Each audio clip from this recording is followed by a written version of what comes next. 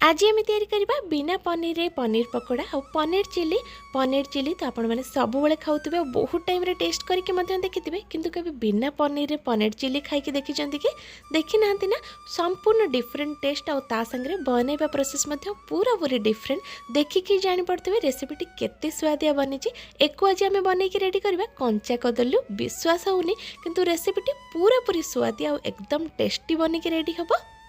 2-3टा कंचा कदली नहीं भल के धोई सारापर एवं आम एथर चोपा बाहर करना चोपा बाहरी गलापर ये भाव में छोट छोट पीस करके काटी नौ यार साइज आप बड़ छोट जहाँ भी रखिले चलो।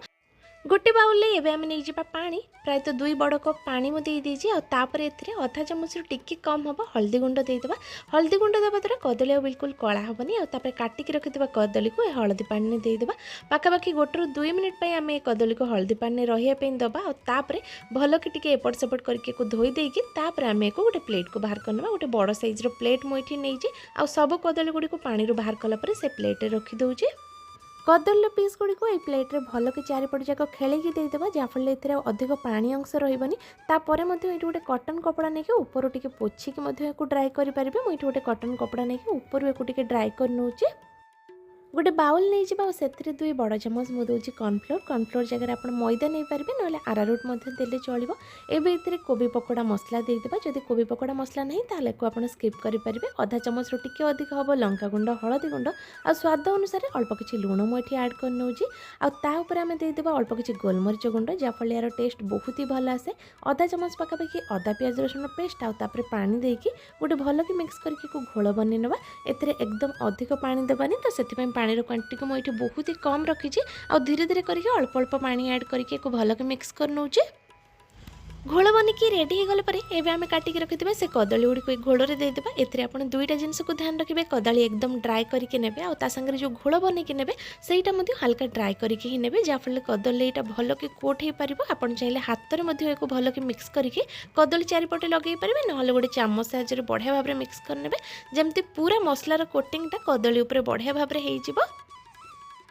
भल से मिक्स कर सारा पर सांगे सांगे एक आम फ्राए करना से आगुरी ही मुझे तेल गरम हाँपी रखी दी गोटे गोटे करके सब कदली को एथे देदेबा मिक्स करके बिल्कुल भी अधिक समय छाड़बानी ना ए लुण अच्छी कॉर्नफ्लोर अच्छी तो बहुत सारा पानी बाहरी जाए जहाँफल कि आम घोल पतला हो तो जिते आप मिक्स करेंगे सांगे सांगे एक छाणिया ट्राए करेंगे।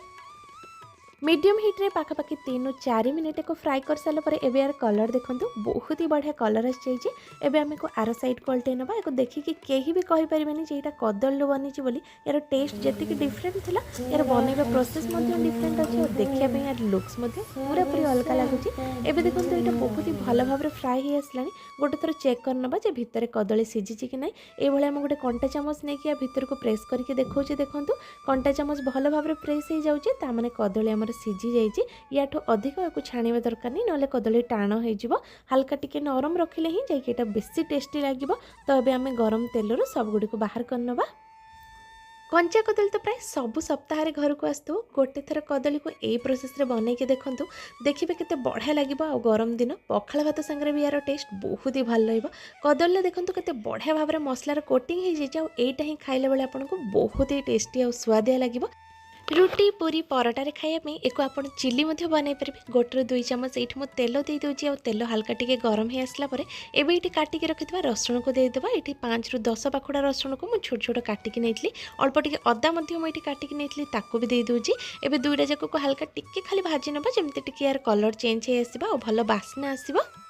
जिते रसुणर पूरा बढ़िया बास्ना आसवा स्टार्ट कर ये काटिक रखिथा पियाज को देदेबा अल्प किसी कैप्सिकम को काटिक नहीं दे दूसरी आ अल्प किसी गाजर काटी दे दूसरी। आपण पाखे जदि गाजर बा कैप्सिकम नहीं ताले आपण खाली पियाज को बनई पारे। गैस फ्लेम को मीडियम रखिकी पाखापाखि 4-5 मिनिट पे एक टिके एपट सेपट करके आम खाली नरम हाँपी छाड़देबा जिते यहाँ हल्का टिके नरम हो आसो भल बास्ना आसवा स्टार्ट कर आम कंचा लंका दबा। मुझे 2टा कंचा लंका काटिक नहीं दे दूसरी आपर ये नहीं रेड चिली सॉस से गोटे बड़ चामच आम रेड चिली सॉस देदेबा। तापर मुझे दूसरी ये सोया सॉस जोटा कि अधा चामच भी टिके कम हम सोया सॉस क्वांटिटी पूरा पूरी कम रखिए एकदम कम सोया सॉस देदेबा। तापर लास्ट को एथे दबा टमाटो सॉस गोटे बड़ चामच मुझे टमाटो सॉस दे दूँगी और सब जिन को ये मिक्स कर सारापर टिके समय कुक होगापी छाड़ दूँगी जहाँफल कैप्सिकम पियाज सबकिछ नरम हो आप चाहिए आउ टे लुण देपारे मुझे लुणर क्वांटिटी एकदम कम रखी तो से मुझे लुण दूनी टिके समय को कुक कर सारापर आम जो छाणिक रखी कदली ताको एथिरे देदेबा आ कदली देला परे भल के मिक्स करनबा जमती कैप्सिकम पियाज आ जहाँ सॉस आम ऐड कर कदली भी गोटे कोट हो आपड़ जब ड्राई चिली बनवाई चाहते एथे कॉर्नफ्लोर घोल दबा बिल्कुल भी दरकार नहीं जमती मुझे देनी जदि आप हल्का टिके पानी रखिकी चिली बनवाई चाहते तो गोटे छोट चामच कॉर्नफ्लोर नहीं पानी करके मिक्स करेंगे मत जेहेतु ड्राई चिली पसंद तो से मुझे कॉर्नफ्लोर घोल देनी अधा कप रु टिके कम हम ये खाली प्लेन पानी देती जहाँफल टिके कैप्सिकम नरम हो कदली आमर नरम हो जहाँ फ्लेवर अच्छी से कदली भितर पूरा पूरी आसीज गोटे 2 पिन चीनी आम देदेबा और सब जिन को भल के मिक्स करनबा चीनी दबा द्वारा चिलीर फ्लेवर टिके मिठा आसे जोटा खाइबा बहुत ही भल लगे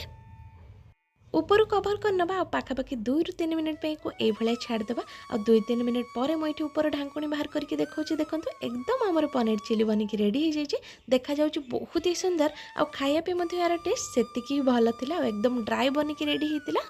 गरम गरम एक आप रोटी परोटा पूरी सहित सर्व करेंगे ना घरे जेकोसी इवनिंग स्नैक्स एक एंजॉय करेंगे बहुत ही टेस्टी रेसिपी टेस्ट पूरा पूरी डिफरेंट गोटे थर को ट्राए कर देखो जदि आज रेसिपी पसंद आसो लाइक निश्चय करनी।